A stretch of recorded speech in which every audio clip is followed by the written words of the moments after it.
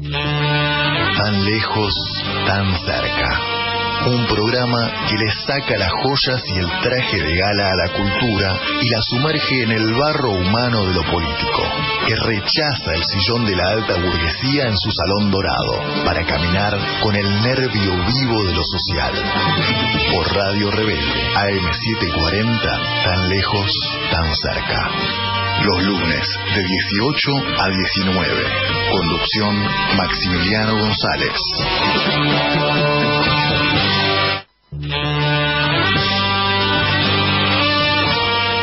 Bueno, buenas tardes. Estamos en el programa número 11 ya.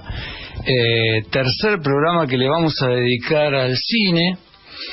Recordemos que los dos programas anteriores, el primero estuvimos hablando un poco de las estéticas, es decir, el vínculo del cine con el arte. En el segundo, que fue el lunes pasado, estuvimos hablando sobre los géneros, es decir, las relaciones que el cine ha sostenido y sigue sosteniendo con la industria. Y hoy vamos a hablar de los vínculos que tiene el cine con otras artes, porque en realidad al cine se lo llama el séptimo arte. Por lo tanto, quiere decir que hay otras anteriores a él, ¿no es cierto? De esta manera vamos a hablar, por ejemplo, la relación del cine con la pintura, con la literatura y con el teatro. Me hago cargo de que también hay un vínculo importante con la música, pero de hecho la relación con la música arranca en el 30, que es el momento en que el cine se vuelve sonoro. Así que por ahora nos vamos a ocupar de estos tres artes y el modo en que ellas se cruzan con lo cinematográfico. Además de eso, vamos a hacer un ranking de algunos expertos y no tan expertos de las 10 o 12 mejores películas de la historia del cine, con el objeto de aquellos que no tienen un recorrido muy amplio sobre la historia de este arte puedan tomar en consideración algunas de esas elecciones a modo de recomendaciones. Bien, vamos a aclarar que ya para arrancar un poco la relación del cine con la pintura, que esta relación comienza directamente con el inicio del cinematógrafo, allá por 1895, cuando los Lumière crean este aparato y lo presentan en un café famoso. Dicho sea de paso, un espectáculo para hombres también. Las mujeres no tenían permitido ir al cine al principio. Y algunos de los cortos que presentan los Lumière se conectan con cuadros de Monet, Manet, Cézanne. O sea, los Lumière están fuertemente influenciados por la estética impresionista. Por ejemplo, hay un famoso corto sobre una escena de jugadores de naipes que recuerda un cuadro de Cézanne. La primera relación, entonces, como estábamos diciendo, fue con la pintura, ya que hay como un camino, ¿no? ¿Cómo nace la fotografía? La fotografía nace reemplazando el retrato pictórico, o sea, la nobleza seguía eligiendo pintores, mientras que la burguesía, la pequeña burguesía y la alta burguesía elegían fotógrafos porque era más económico. Bueno, la palabra cine viene de kine en griego, que quiere decir movimiento. En realidad el movimiento es un mito, el cine no hay movimiento, el cine es una cantidad incontable de fotogramas que tienen pequeñas diferencias entre sí y que pasan por una lente a 24 cuadros por segundo y por eso no podemos ver, digamos, los fotogramas. Inclusive se debe a una déficit en la persistencia retiniana. De hecho, un águila dorada no podría ver cine, pues vería el pasaje de un fotograma a otro. Así que esta es un poco la relación. Por supuesto, tanto la fotografía como el cine son artes de reproductibilidad técnica, como decía Walter Benjamin, o sea, artes que no tienen un aura, que no tienen un original, y que son propias del siglo XX. Tan importante ha sido la relación con el cine y la pintura, que las dos primeras estéticas, recuerden cuando habíamos hablado de las estéticas, el expresionismo y el surrealismo, nacen o parten de la pintura. O sea, lo más importante del expresionismo fue la pintura, lo más importante del surrealismo fue también el movimiento pictórico, ¿no? A la cita visual habría que aclarar que hay un término en francés que es el término tableau vivant, cuadro vivo, que empieza a acuñarse en tanto y cuanto un director elige una escena determinada que es una cita a un cuadro determinado, ¿no?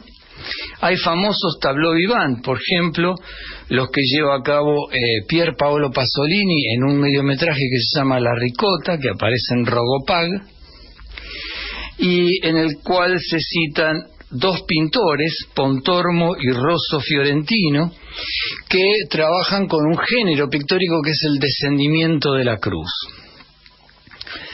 En el caso de Viridiana, también de Luis Buñuel, hay una cita paródica a La Última Cena de Leonardo. Existieron películas completamente dedicadas a la pintura, como por ejemplo La Ronda Nocturna de Peter Greenaway, que es una cita completa al cuadro homónimo de Rembrandt. O la película del español Jaime Camino, Luces y Sombras, que no es más que un gran homenaje a las Meninas de Velázquez. Otro caso diverso es el de Jean Cocteau, pintor, escritor, poeta y cineasta, que hace de citas pictóricas de sus propias obras en películas tales como La sangre de un poeta u Orfeo. Uno de los casos más paradigmáticos de esto que estamos planteando es la película de Carlos Saura, Goya en Burdeos, que la realiza en el año 1999, justamente el año en que fallece Antonio Saura, su hermano, que era pintor, y que tiene obra expuesta en el Museo Reina Sofía de Madrid.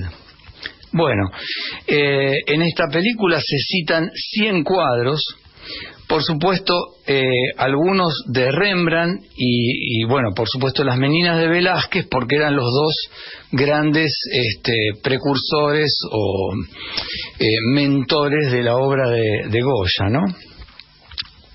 Otro caso es el film La chica con el aro de perla.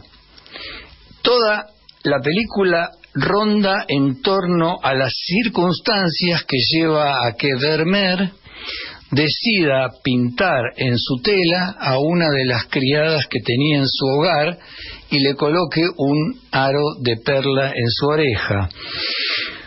También Kurosawa reproduce en algunos de sus cuentos de sueños cuadros de Van Gogh, pintor al que admiraba incondicionalmente. Hay películas directamente dedicadas a los biopics o a las vidas de pintores como Pollock de Ed Harris o Vincent y Theo de Robert Altman. También tenemos el caso de la película inglesa El amor es el diablo, sobre el pintor inglés Francis Bacon, dirigida por John Highbury. La pintura ha ocupado y ocupa un lugar preeminente en el cine. No es casual la mención del uso de determinados colores, de una paleta que elige el director. La palabra paleta nos remite claramente a la pintura. O mucho más, por ejemplo, en el análisis de las películas, las primeras dos Padrinos de Francis Ford Coppola, se habla de la luz Rembrandt. ¿Qué es la luz Rembrandt? Es una luz mortecina, muy tenue, que Coppola utilizó en las escenas en que el Padrino se encuentra solo en su despacho. Tenemos otros casos también interesantes, como el de Walt Disney, que le pide una serie de dibujos a Salvador Dalí para llevar a cabo su cortometraje Destino, que se consigue a través de YouTube. Está en YouTube, el corto es maravilloso. Y el mismo Dalí colabora con Alfred Hitchcock en las escenas oníricas del film, que en inglés se llama Spellbound, en España se tituló Recuerda, y aquí, no me acuerdo ahora el título que tenía la película en nuestro país, protagonizada por Gregory Peck, que es un paciente psiquiátrico, e Ingrid Bergman, que es su psiquiatra. En rigor, las escenas de Dalí duraban 35 a 40 minutos y Hitchcock las redujo a menos de 15. Parece ser que esto significó una importante pelea entre Hitchcock y Dalí.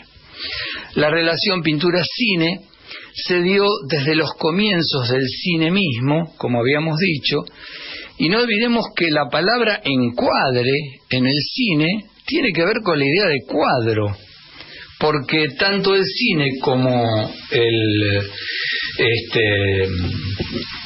la pintura son verdaderas ventanas visuales, ¿no? Son verdaderas ventanas visuales. Vamos a leer entonces ahora. Habíamos hablado del ranking. Bueno, vamos a leer un primer ranking, en este caso, obviamente de las mejores películas. Para Mariano Levat, profesor de arte, lengua y literatura y escritor, las 10 mejores películas serían La Dolce Vita y 8 y medio de Fellini, Las Mil y una noches de Pasolini, Pierrot el loco de Godard, Muerte en Venecia de Luchino Visconti, El espejo y Stalker de Tarkovsky, La noche de Michelangelo Antonioni, El arpa birmana de Kon Ichikawa y La piel de Liliana Cavani. Para Christian Ferrer, psiquiatra y cinéfilo, El tesoro de Sierra Madre de John Huston, Dersu Úsala de Akira Kurosawa, Taxi Driver de Scorsese, Atrapado sin salida de Milos Forman, Qué bello es vivir de Frank Capra, Metrópolis de Fritz Lang, Chinatown de Roman Polanski, El séptimo sello de Ingmar Bergman, Testigo de cargo de Billy Wilder, La lista de Schindler de Steven Spielberg, Cayo largo de John Huston y Vértigo de Alfred Hitchcock. Para Nicolás González Jux, profesor de cine y video y cineasta, El ciudadano de Orson Welles, Qué bello es vivir de Capra, que ya había aparecido también, Tiempos modernos de Chaplin, Sorba el griego de Michael Kakoyanis, 8 y medio de Fellini, Amarcord del mismo director, 2001 Odisea del espacio de Stanley Kubrick, Psicosis de Hitchcock, Vértigo también de Hitchcock, Apocalipsis Now de Francis Ford Coppola, Blade Runner de Ridley Scott y Brasil de Terry Gilliam. Aprovecho esta primera tanda para invitar a los oyentes que quieran armar su ranking para la próxima, que se comuniquen al WhatsApp o mensajes 11 26 90 8496. Voy a aclarar, voy a sumar a esto un mail, que es mi mail personal, que es maxi, M-A-X-I, gon, G-O-N-J-E, 8@gmail.com. Lo digo completo, maxigong con J 8@gmail.com. Me mandan ahí, soy oyente del programa Tan Lejos Tan Cerca y mi ranking es tal cosa. Quiero aclarar que esta sería un mensaje direccionado, estamos invitándolos a un mensaje puntual y direccionado. Bien, para hacer un breve paréntesis en toda esta información, vamos a escuchar del cuarteto Balenescu Quartet, Waltz, que es sobre la película Ángeles y Demonios de Philip Haas. Bueno, vamos a retomar un poco la relación que veníamos planteando, en este caso, respecto de la literatura y el cine, que muchos creen que es absolutamente imprescindible. Quiero dejar en claro que la base del cine es pictórico. Digamos, si uno no puede pensar plásticamente una película, es difícil que la película salga bien, o dramáticamente. Después vamos a ir viendo por qué. La relación con la literatura fue posterior y muy pronto quedaron claras las diferencias Por ejemplo, para dar un ejemplo, pensemos en el régimen temporal de un texto literario y de una película. Mientras la literatura puede articularse en las tres dimensiones del tiempo, pasado, presente y futuro, el cine está condicionado a un ahora continuo, porque el cine es construcción escénica continua, ¿no? Las primeras adaptaciones las realiza Georges Méliès, un realizador francés, que creo que haberlo comentado ya, pero lo repito por las dudas porque es interesante la versión. Hay una película de Martin Scorsese que se llama La invención de Hugo Cabret. Bueno, esa película es un homenaje a Georges Méliès, cuyas películas lamentablemente terminaron convertidas en peines porque ya nadie las veía. Hagamos una aclaración que realmente es asombrosa. Méliès llegó a pintar cuadro por cuadro, fotograma por fotograma en algunas de sus películas, o las pintaba a mano, con lo cual es un antecedente de lo que va a ser el cine a color, ¿no? Luego vinieron algunos clásicos como Don Quijote o La Divina Comedia, y cuando el cine se convirtió en un lenguaje, o sea, en el año 1914, con el nacimiento de una nación, han sido innumerables las adaptaciones y transposiciones de textos literarios a la pantalla grande. Desde las novelas de la Emily Brontë, Cumbres Borrascosas, de William Wyler, hasta la famosa novela de Joyce, El Ulises, dirigida por Joseph Trick, pasando por textos como Moby Dick de John Huston, Lord Jim, sobre novela de Joseph Conrad, de Richard Brooks, Crimen y Castigo de Dostoyevsky, dirigida por Joseph von Sternberg, Fausto de Goethe, dirigida por Murnau, Martín Fierro y Los Siete Locos, ambos textos dirigidos por Leopoldo Torre Nilsson, El tiempo recobrado de Raúl Ruiz, director chileno nacionalizado francés. Cortázar hizo alguna vez alguna referencia respecto a los vínculos de la literatura al cine y decía: el cuento es al cortometraje lo que la novela es al largometraje. Hubieron principalmente en la historia del cine adaptaciones, es decir, las adaptaciones son pasajes de textos literarios a la gran pantalla grande, respetando los parámetros temporoespaciales que el texto implicaba. Uno de los más interesantes en América Latina es El coronel no tiene quien le escriba, de Gabriel García Márquez, llevada a cabo por Arturo Ripstein. La anécdota sobre esta historia es que parece ser que Ripstein había hecho un primer intento y Gabriel García Márquez no le dio los derechos porque decía que la película estaba mal hecha, y ahora Ripstein le preguntaba si le parecía bien y por supuesto que dio el ok. La película es extraordinaria, inclusive hasta, yo diría, en cierto momento supera al texto literario.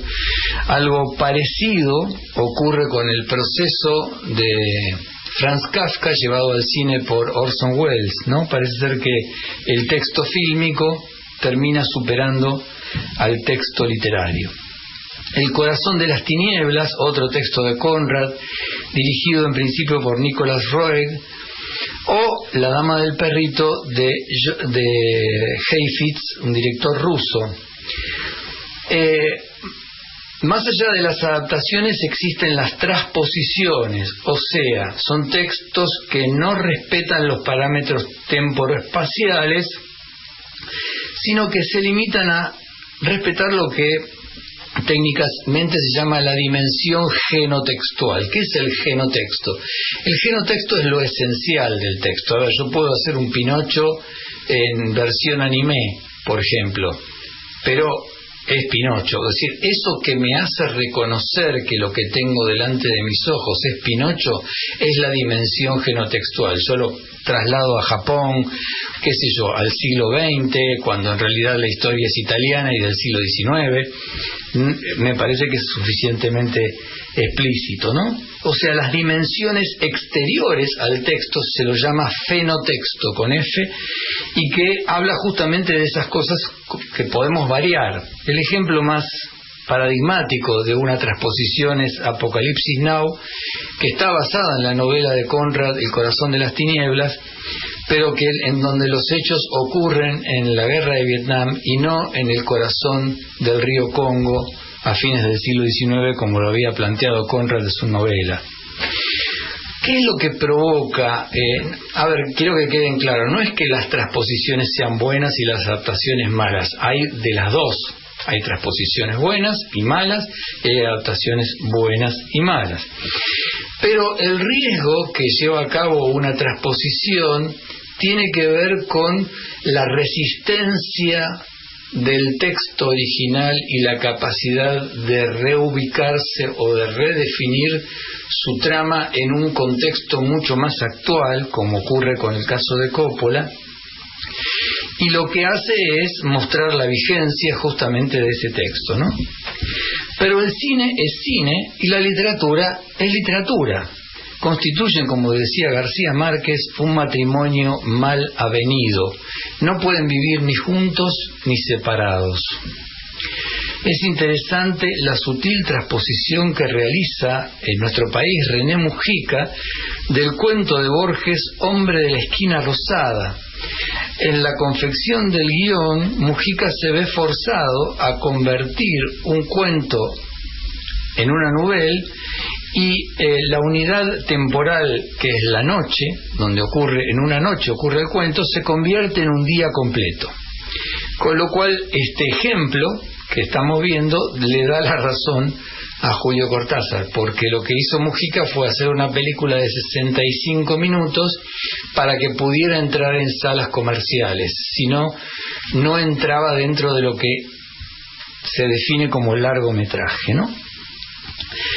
Respecto de lo literario, se pensó mucho tiempo que el guión del film era una faceta que correspondía a la literatura, o sea que el guión era una especie de texto literario.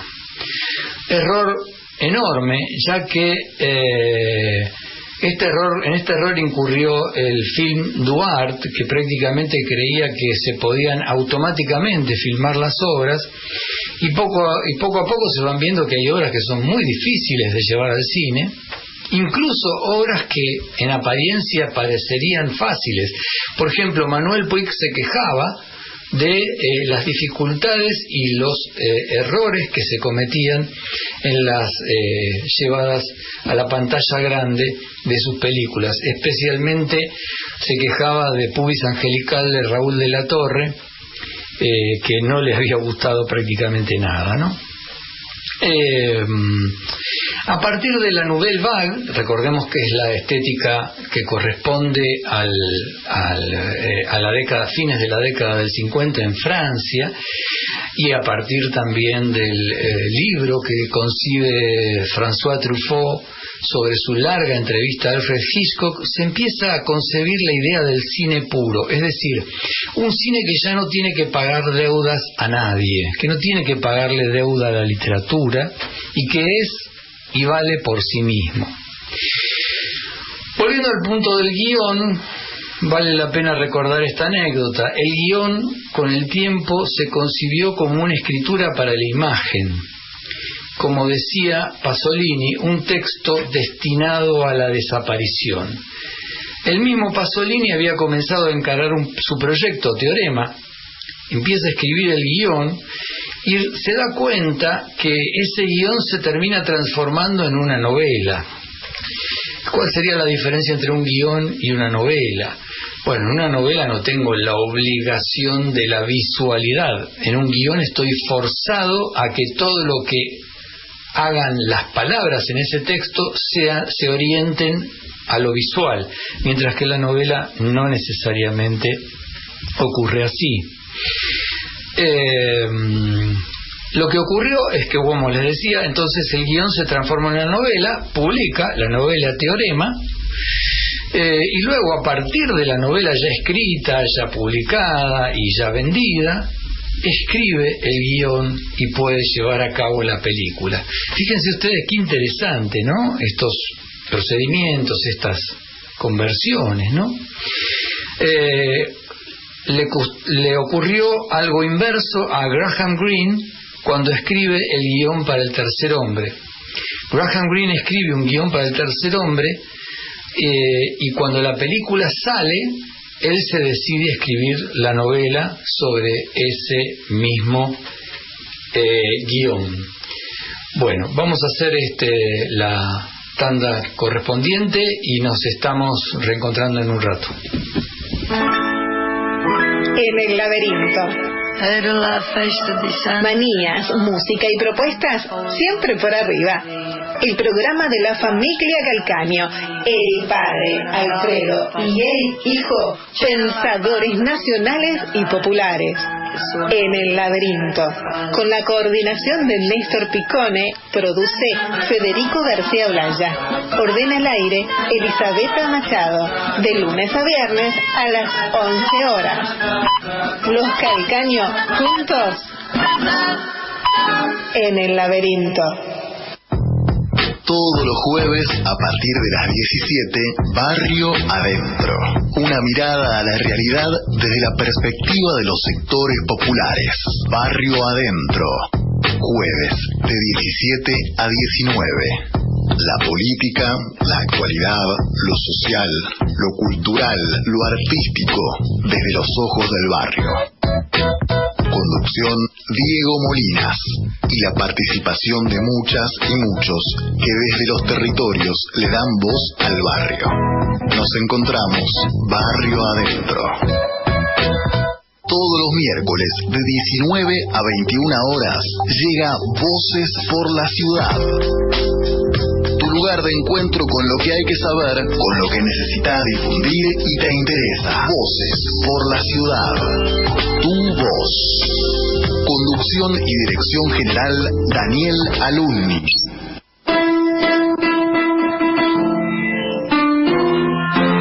Pianos Jesús Páez e Hijos. Reparación, afinación y restauración de pianos. Más de 50 años de experiencia en el rubro. Transporte a cualquier punto del país. Consultas y presupuesto al 11 6542 7288 11 65 42 72 88. Pianos Jesús Páez e Hijos.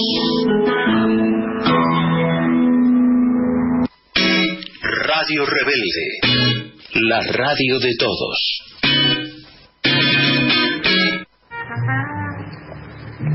Comprender y pensar el arte del siglo XX es un curso de 12 clases coordinado por el profesor Mariano Levat. Se trata de un recorrido por los diferentes movimientos y vanguardias artísticas desde el fauvismo hasta la actualidad.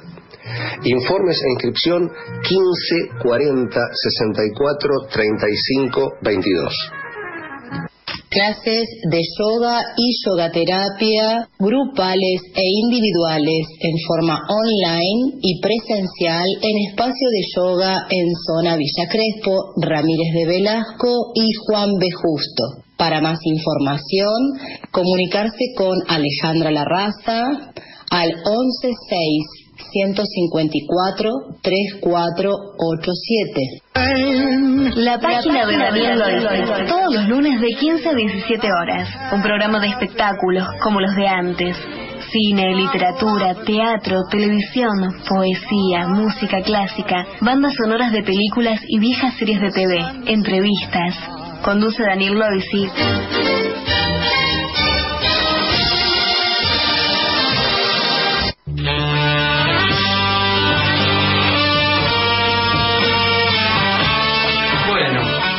Vamos a continuar con el ranking de las 10, 12 mejores películas. Para Alejandro Español, cinéfilo, la mejor película es El Ciudadano Kane, de Orson Welles, seguida por Ran, que es una adaptación que Kurosawa hace de Rey Lear de Shakespeare, La Naranja Mecánica de Stanley Kubrick, famosa novela de Anthony Burgess. Dicho sea de paso, la mayor parte de los lectores de la novela la leyeron porque vieron la película, o sea, ahí se produjo una especie de efecto inverso, ¿no? Cul-de-sac de Roman Polanski, Amarcord de Federico Fellini, Psicosis de Alfred Hitchcock, Apocalipsis Now de Coppola, El Padrino también de Coppola, Blade Runner de Ridley Scott, El Gran Dictador de Charles Chaplin, El Planeta de los Simios de Franklin Schaffner. Estamos hablando no de la saga actual, sino de la original del año 68, Muerte en Venecia de Luchino Visconti. Bien. Para Daniel Loisi, profesor de teatro, actor y crítico de cine, el ranking sería así: Vértigo de Alfred Hitchcock, Tiempos Modernos de Chaplin, El Gran Dictador también de Chaplin, El Guasón, la película de 2019 de Todd Phillips, Cinema Paradiso de Giuseppe Tornatore, Breve Encuentro de David Lean, Las Aguas Bajan Turbias de Hugo del Carril, Apenas un Delincuente de Hugo Fregonese. Quiero hacer una aclaración sobre Hugo Fregonese. Fregonese empezó filmando policiales en la Argentina y terminó en Los Ángeles, terminó en Hollywood, ¿no? La Tregua de Sergio Renán, Feos, Sucios y Malos de Ettore Scola. Es una excelente película para trabajar el tema de lo social, ¿no? Las villas miserias que estaban a la vera del Vaticano en Roma. 8 y medio de Fellini y El Padrino de Coppola. Para Paula Luna, profesora de Lengua y Literatura, el ranking es Lo que el viento se llevó de William Wyler, Germinal de Claude Berry, Riff Raff de Ken Loach, Las Aguas Bajan Turbias de Hugo del Carril, El Gran Pez de Tim Burton, Bastardo sin Gloria de Quentin Tarantino, La Flor de mi Secreto de Pedro Almodóvar, Los Puentes de Madison de Clint Eastwood, La Lección de Piano de Jane Campion y Ciudad de Dios de Fernando Meireles. Para Andrés Berkovich, cinéfilo, el ranking sería Amarcord de Fellini, Apocalipsis Now de Coppola, La Fuente de la Doncella de Ingmar Bergman, Der Úsala de Akira Kurosawa, Primavera, Verano, Otoño y otra vez Primavera de Kim Ki-duk. Digo, si alguien quiere alguna vez aprender algo sobre budismo zen, esta película es ideal, porque es una película sobre budismo zen.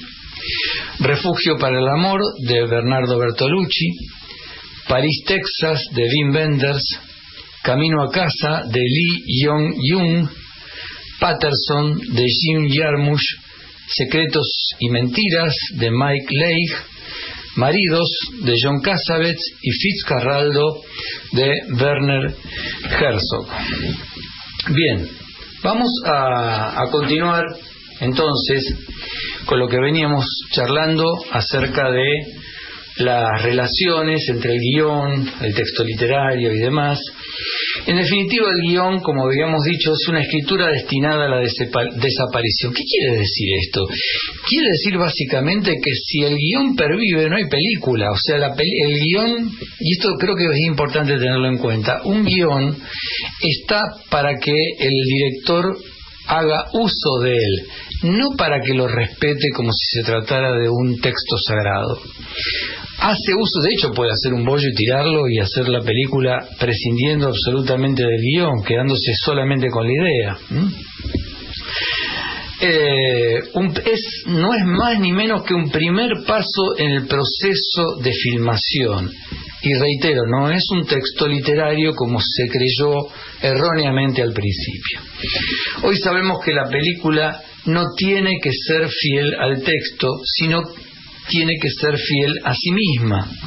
Acá estoy retomando un poco de esta relación entre literatura y cine. Digo, el respeto no debe confundirse con la obsecuencia. Digamos, si yo soy muy respetuoso, lo que estoy haciendo es parafraseando lo que dijo el autor literario. Pero el cine es otro tipo de arte. El cine es un arte que maneja encuadre, movimientos de cámara, montaje, es decir, tiene recursos, tiene un lenguaje y una gramática propia que no se relaciona ni con la literatura, ni con la pintura, ni con el teatro, o sea, tiene su propio lenguaje. De eso se trata, de respetar el lenguaje de lo cinematográfico. Un mal film puede ser muy respetuoso del texto literario, pero no llegar a haber alcanzado, a haber concebido un buen trasvasamiento de ese material literario a lo cinematográfico.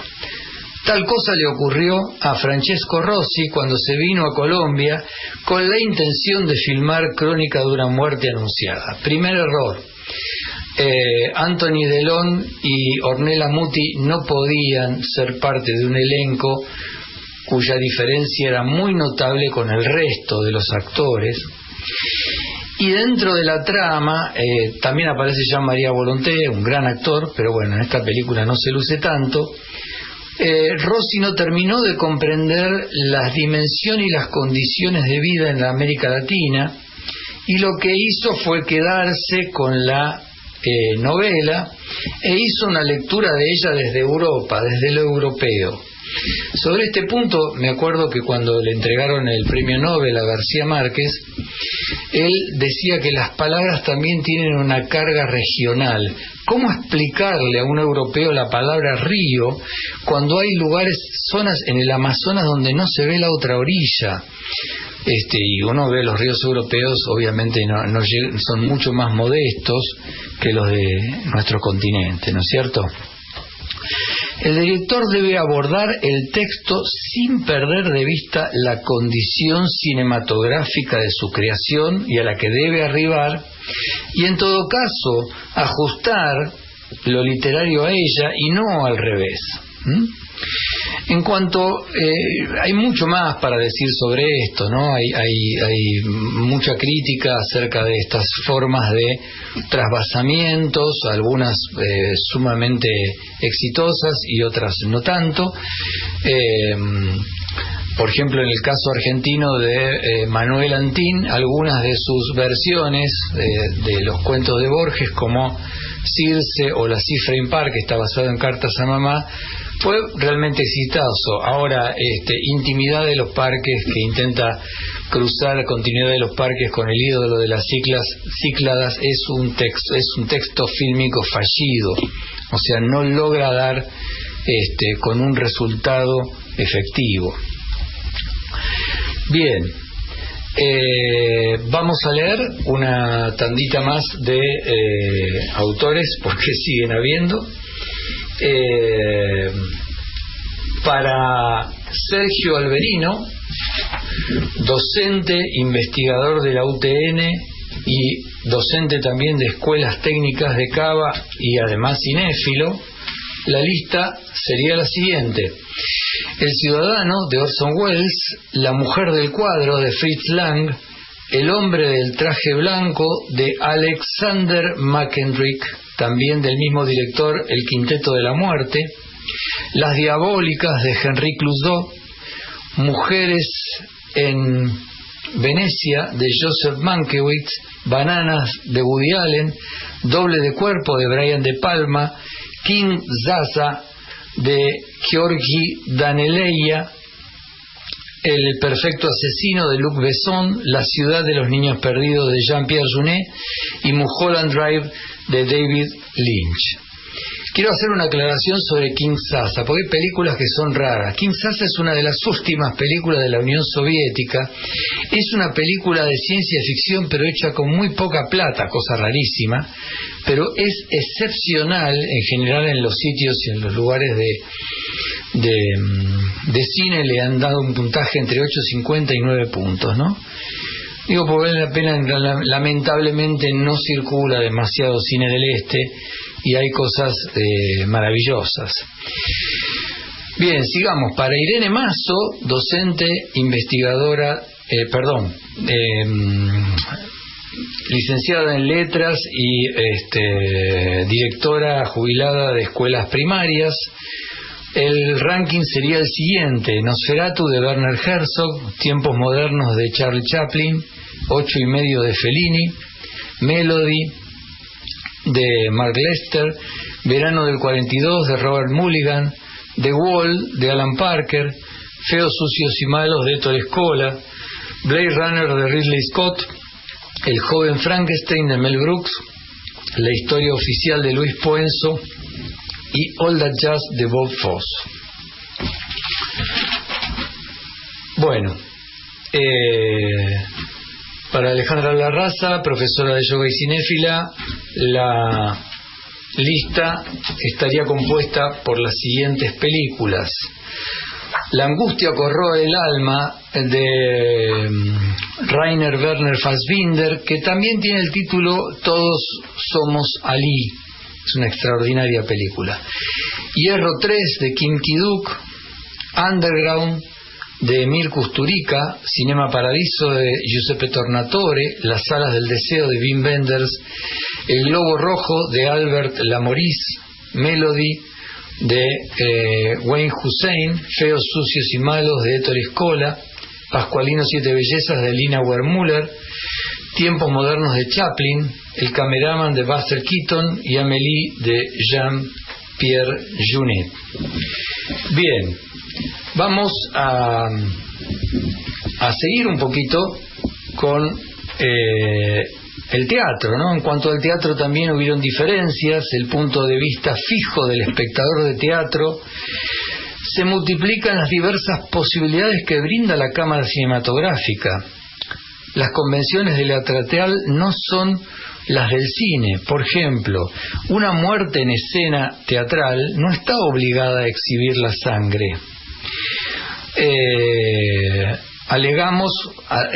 Aceptamos la condición simbólica de lo teatral y no nos preocupa, mientras que en el cine dudaríamos de la calidad de lo visto si no se nos mostrara la sangre.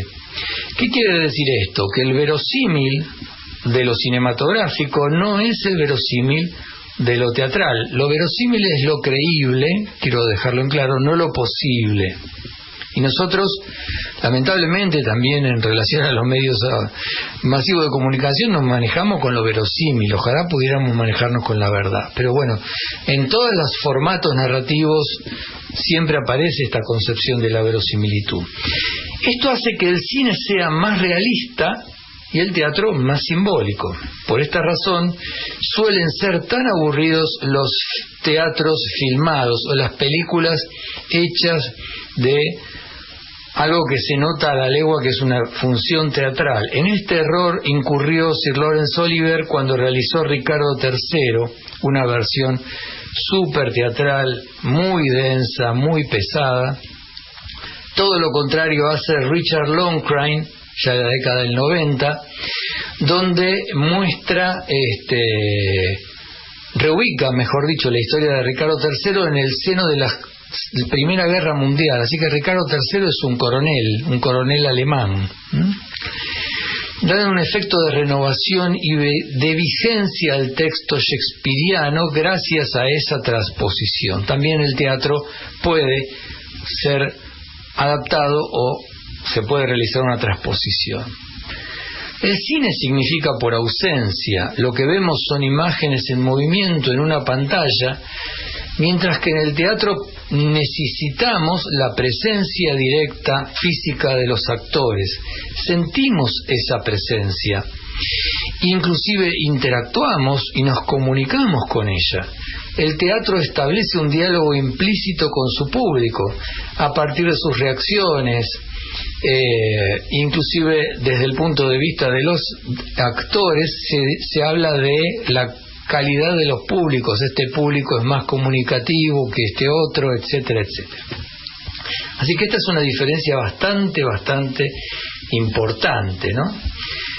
Algunas de las mejores adaptaciones que tuvo el teatro han sido, por supuesto, las obras de William Shakespeare, que prácticamente, según Harold Bloom, para que tengamos un poco la dimensión de lo que representó Shakespeare en la cultura occidental, ¿no? La noción de lo humano se la debemos a Shakespeare. Shakespeare construyó una idea de lo humano que después fue consumida por todo el mundo occidental. Bueno, dos versiones célebres: el Hamlet de Laurence Olivier, un tanto, para mí peca un poco de la ortodoxia inglesa, me parece muy superior al de Grigory Kosintsiev, que es la versión rusa. Otelo de Orson Welles, Macbeth también de Orson Welles, Trono de Sangre, que es el Macbeth japonés en versión de Kurosawa, Romeo y Julieta, una muy interesante versión de Baz Luhrmann con Leonardo DiCaprio. Leonardo DiCaprio hace de Romeo en esta película. Y después, bueno, Ran de Kurosawa sobre Rey Lear. Y hablando de Rey Lear, tenemos la versión de Kosintsiev y una extraordinaria versión de Peter Brook. Peter Brook es un gran profesor de teatro y además un gran cineasta, ¿no? En el cine hay otra cuestión interesante respecto de esto. En el cine el espacio no para de transformarse. Creemos que el cine tiene que ver con la realidad, pero a mí me parece que está mucho más cerca de los sueños. Es decir, me acuerdo en este momento que unos personajes están encerrados en una casa, en un perro andaluz, abren una puerta y de golpe están en la playa. Viene el viento de la playa. Bueno, esa situación es claramente onírica, ¿no?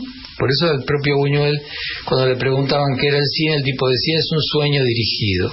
Eso es cine. O sea, esta idea de que es la realidad tiene sus problemas, porque la realidad no muta sus espacios como los puede mutar el cine de una manera absolutamente versátil, ¿no? Y dinámica. No sé si lo había comentado, pero imaginemos, ¿no?, que en una escena de Drácula de Coppola se ve en el cuello de Lucy dos puntitos de sangre en su cuello, se ve la piel y los puntitos rojos, la cámara se va acercando, esos puntitos se van aclarando, la piel se va oscureciendo hasta que llega un momento en que los puntitos se transforman en las pupilas de un lobo que está en un zoológico y se escapa de él. De eso es capaz el cine. O sea, esto que acabo de describir se llama fundido encadenado, y el fundido encadenado es una de las operaciones propias del cine, no la puede hacer ningún arte. Inclusive habría que aclarar que el teatro incorporado al cine también, ¿no? Hemos visto espectáculos teatrales que tienen filmaciones en el fondo o aportan también a la dimensión verosímil con filmaciones a propósito de la época que se representa en la escena, etcétera, etcétera, ¿no? En cambio, en el teatro, el espacio es el espacio percibido por el espectador durante la unidad acto. O sea, durante todo un acto, el espacio va a ser ese espacio, no va a haber otra forma de espacio más que ese.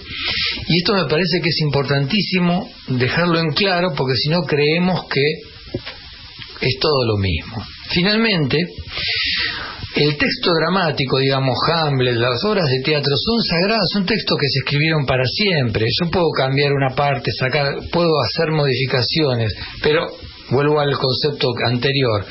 Genotextualmente, Hamlet es Hamlet, Rey Lear es Rey Lear, Romeo y Julieta es Romeo y Julieta, etcétera. El texto sagrado va a pervivir y dura en el tiempo, mientras que el guión, como ya dijimos, es algo provisorio. Esta también es una enorme diferencia entre el cine y el teatro.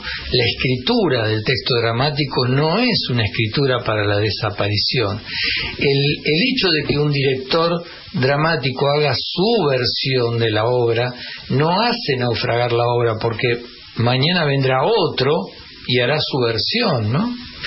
De hecho, Kenneth Branagh hace una versión de Hamlet que dura casi 4 horas y que es estrictamente el texto de Shakespeare. O sea, no saca nada del texto de Shakespeare, lo único que hace es una transposición de Hamlet al siglo XIX. No me pregunten por qué, porque tendría que volver a reflotar las entretelones de esa película, pero sé que lo hace, y en su momento tuvo algunas críticas favorables y otras no tanto. Bueno, vamos a la última tanda. Para Cristina Culatina, profesora de letras jubilada y cinéfila, las películas son Brasil de Terry Gilliam, 8:30 de Fellini, Sacco y Vanzetti, les debo el director, no me acuerdo en este momento el director, Garage Olimpo de Marco Bequís, Todo sobre mi madre de Pedro Almodóvar, Julieta de los Espíritus de Fellini, La Estrada también de Fellini, Mimí Metalúrgico de Lina Wertmüller, una gran directora italiana, Los girasoles de Rusia de Rossellini, Tiempos modernos de Chaplin, El vientre de un arquitecto de Peter Greenaway y Cuerno de cabra, una película búlgara, tampoco me recuerdo bien en este momento el director. Y para cerrar el score, quien les habla, he hecho la siguiente lista. Para mí las 12 películas más importantes serían Vértigo de Alfred Hitchcock, El ciudadano de Orson Welles, Muerte en Venecia de Luchino Visconti, Las alas del deseo de Wim Wenders, Tiempos modernos de Chaplin, El discreto encanto de la burguesía de Luis Buñuel, Amarcord de Fellini, El séptimo sello de Berman, Blade Runner de Ridley Scott, Apocalipsis Now de Francis Ford Coppola, Feos, sucios y malos de Ettore Scola y El acorazado Potemkin de Sergei Eisenstein. Bueno, como dije al principio, vuelvo a invitar a los que quieran, teléfonos y WhatsApp 11 26 90 8496 o en su defecto al mail maxigonge8@gmail.com. Sería MAXIGONGE8@gmail.com.